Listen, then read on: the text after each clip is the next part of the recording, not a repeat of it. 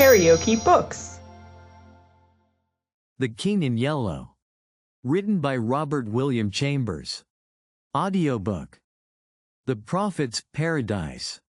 If but the vine and love abjuring band are in the Prophet's paradise to stand, alack, I doubt the Prophet's paradise were empty as the hollow of one's hand.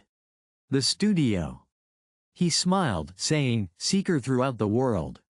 I said, "Why tell me of the world?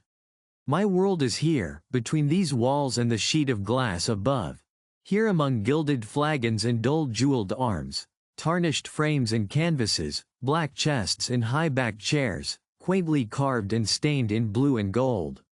For whom do you wait?" he said, and I answered, "When she comes I shall know her."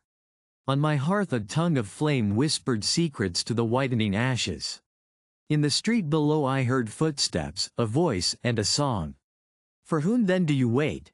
he said, and I answered, "I shall know her."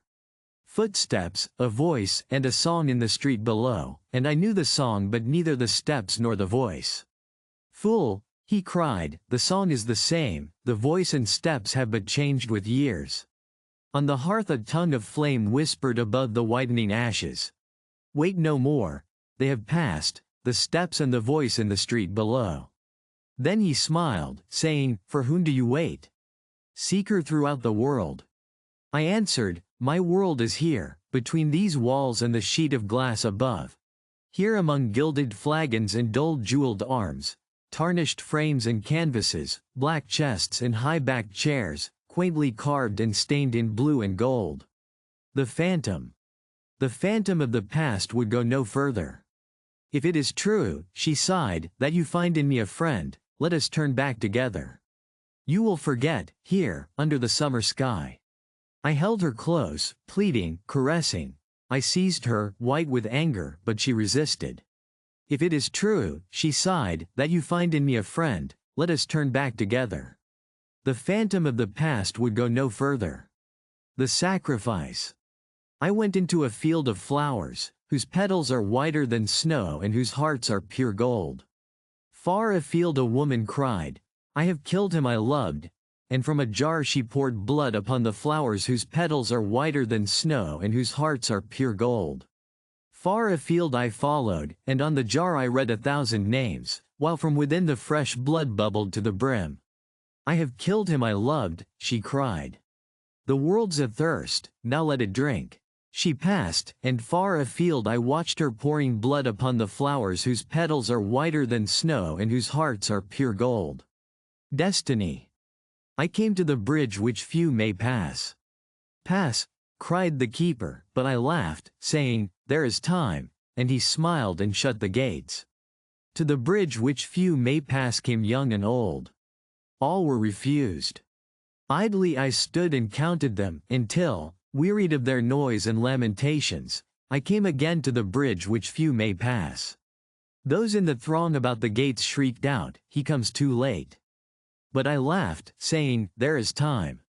"Pass," cried the keeper as I entered, then smiled and shut the gates. The throng.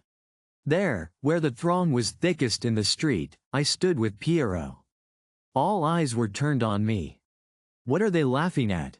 I asked, but he grinned, dusting the chalk from my black cloak. "I cannot see, it must be something droll, perhaps an honest thief." All eyes were turned on me. "He has robbed you of your purse," they laughed. "My purse?" I cried, "Pierrot, help. It is a thief." They laughed. "He has robbed you of your purse." Then Truth stepped out, holding a mirror. "If he is an honest thief," cried Truth, "Pierrot shall find him with this mirror." But he only grinned, dusting the chalk from my black cloak. "You see," he said, "Truth is an honest thief, she brings you back your mirror." All eyes were turned on me. "Arrest Truth," I cried, forgetting it was not a mirror but a purse I lost, standing with Pierrot, there, where the throng was thickest in the street. The jester.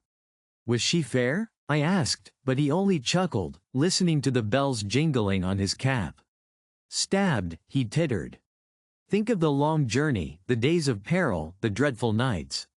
Think how he wandered, for her sake, year after year, through hostile lands, yearning for kith and kin, yearning for her. Stabbed, he tittered, listening to the bells jingling on his cap. Was she fair? I asked, but he only snarled, muttering to the bells jingling on his cap.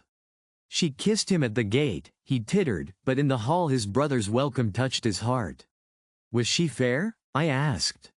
Stabbed, he chuckled. Think of the long journey, the days of peril, the dreadful nights. Think how he wandered, for her sake, year after year through hostile lands, yearning for kith and kin, yearning for her. She kissed him at the gate, but in the hall his brother's welcome touched his heart. Was she fair? I asked. But he only snarled, listening to the bells jingling in his cap. The green room. The clown turned his powdered face to the mirror.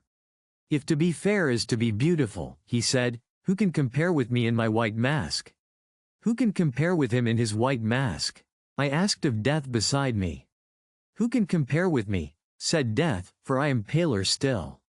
You are very beautiful, sighed the clown, turning his powdered face from the mirror. The love test. If it is true that you love, said Love, then wait no longer. Give her these jewels which would dishonor her and so dishonor you in loving one dishonored. If it is true that you love, said Love, then wait no longer. I took the jewels and went to her, but she trod upon them, sobbing, Teach me to wait, I love you. Then wait, if it is true, said Love. If you liked what you heard, please subscribe to the channel.